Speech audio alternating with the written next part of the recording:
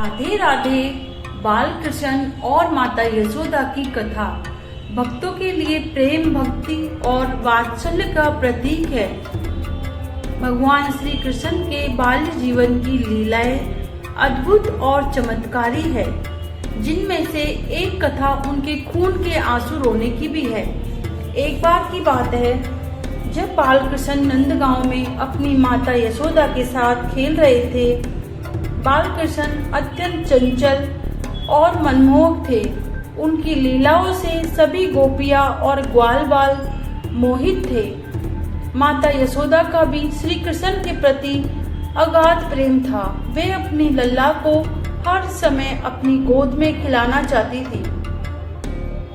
परंतु भगवान कृष्ण केवल एक साधारण बालक नहीं थे, वे स्वयं परमेश्वर थे, जिन्होंने इस धरती पर अवतार लेकर अपने भक्तों को आनंद देने के लिए अनेक लीलाएं रची। जब माता यशोदा अपने कार्यों में व्यस्त हो जाती, तो कृष्ण अपने सखाओं के साथ खेल कूद में लग जाते। परंतु जब कभी उन्हें अपनी माता का ध्यान नहीं मिलता, तो वे विचलित हो जाते। एक दिन की बात है, जब माता यशोदा अपने घरेलू कार्यों में अत्यधिक व्यस्त थी। वे गोपियों के साथ दूध, दही और मक्खन निकालने में लगी थी और कृष्ण को गोद में लेने का समय नहीं मिला। तो कृष्ण अपनी माता का ध्यान अपनी ओर खींचना चाहते थे, लेकिन माता गृहस्थी के कार्यों में इतनी व्यस्त थी कि उन्होंने बाल कृष्ण की ओर विशेष ध्यान नहीं दिया। छोटे कान्हा बहुत भावुक हो गए। वे अपनी माता का प्रेम पाना चाहते थे, लेकिन जब उन्हें वह नहीं मिला तो वे अत्यंत दुखी हो गए।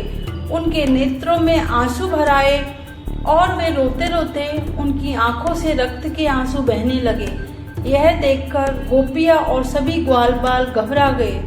उन्होंने तुरंत माता यशोदा को यह सूचना दी कि कृष्ण जी की खून के आंसू रो रहे हैं। जब माता यशोदा ने यह सुना, तो वे हड़बड़ाकर दौड़ी और कृष्ण को गोद में उठा लिया।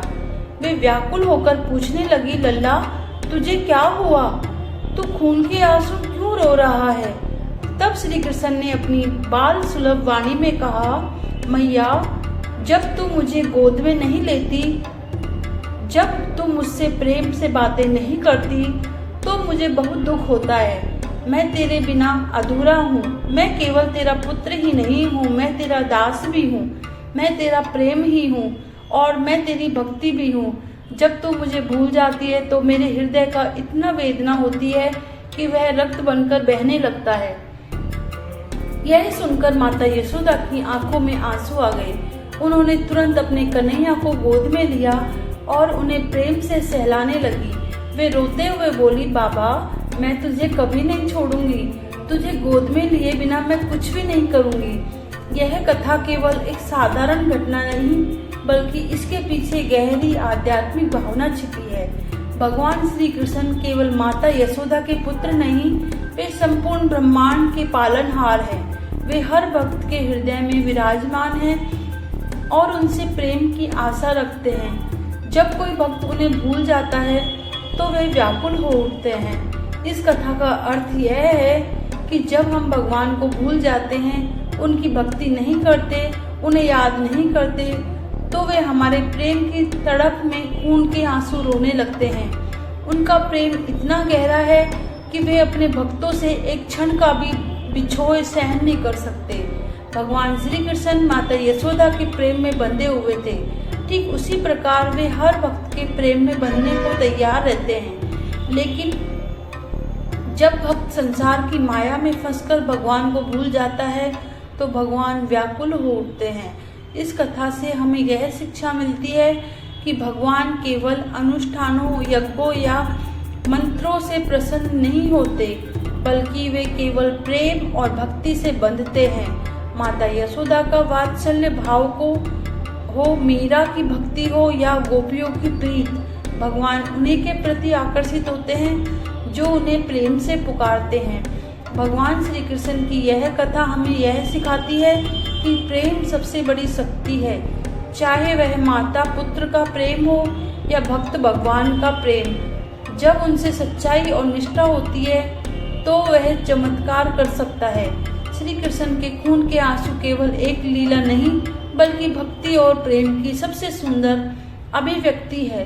भगवान अपने भक्तों के प्रेम के लिए तड़पते हैं और जब उन्हें वह प्रेम नहीं मिलता तो वे व्याकुल हो जाते हैं। माता यशोदा और श्री कृष्ण की यह कथा हमें सिखाती है कि भगवान केवल प्रेम के भूखे हैं और यदि हम अपने हृदय में उनके प्रति सच्चा प्रेम रखेंगे तो वे सदा हमारे समीप रहेंगे।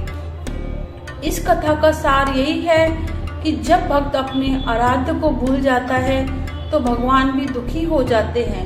वे प्रेम के सागर हैं और केवल प्रेम से ही उनकी भक्ति की जा सकती है। इसलिए हमें अपने जीवन में भगवान के प्रति प्रेम और भक्ति का भाव बनाए रखना चाहिए ताकि वे सदा हमारे हृदय में विराजमान रहे। राधे राधे। ओम नमः शिवाय। जय श्री कृष्णा।